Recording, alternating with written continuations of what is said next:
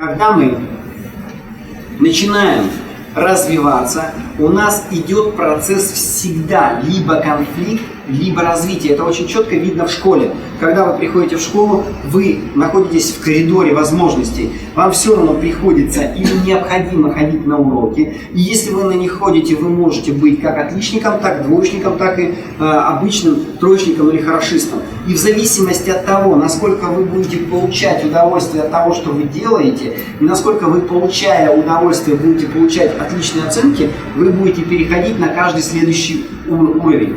Но если вы останетесь двоечниками, то тогда вас оставят на второй год, а это будет еще создавать благоприятные условия для того, чтобы вам не покупали велосипед, не давали играть на компьютере, не выпускали на улицу. И плюс ко всему, может быть, давали физические наказания за то, что вы чего-то там не делаете. И в то же время, если вы учитесь отлично и при этом получаете от этого удовольствие, еще дают велосипед, компьютер, прогулки и поощрительные поездки в какие-нибудь места, где можно отдыхать с молодежью и выступления где-нибудь на Олимпиадах. То есть здесь вопрос заключается в том, что мы, когда идем сюда, мы уже обречены на то, что нам нужно развиваться.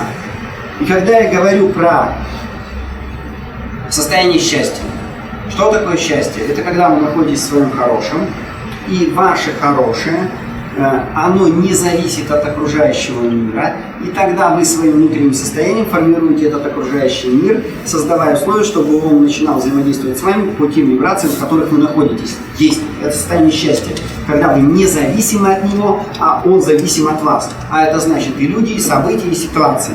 Следующий момент.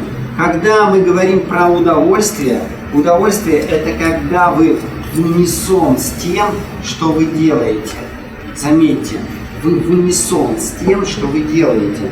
Это когда вы не испытываете эйфорию. Эйфория – это неготовность принять формирование того, чтобы больше так никогда не было, потому что количество энергии, которое выделилось, она идет на формирование будущего, а когда вы не готовы к этому, то она просто выходит здесь через нервную систему и создает уроки, чтобы вы через это прошли, а значит создали ценность того, чтобы вы к этому относились уже спокойнее. То есть переоценили происходящее в вашей жизни. Не только один маленький нюанс. Вы можете недооценить и к этому относиться никак, и тогда вы не взаимодействуете с энергией, и она вас не развивает. А вы можете в нее залипнуть и тем самым создать условия, чтобы вас отбросило назад. То есть вам нужно держать равновесие. И что получается? Когда мы находимся в состоянии счастья и удовольствия от того, что мы делаем, удовольствие, как я уже сказал, это когда вы в унисон с тем, что вы делаете. Это создает условия, что вы на этой энергии начинаете формировать будущее.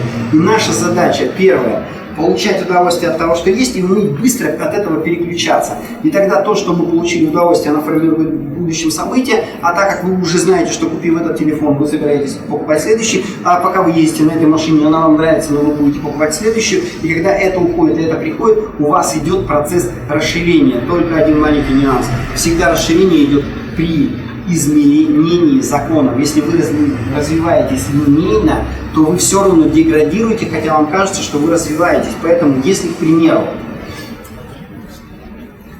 вы начинаете развиваться духовно, достаточно сильно, то у вас идет деградация на физике и деградация в социуме.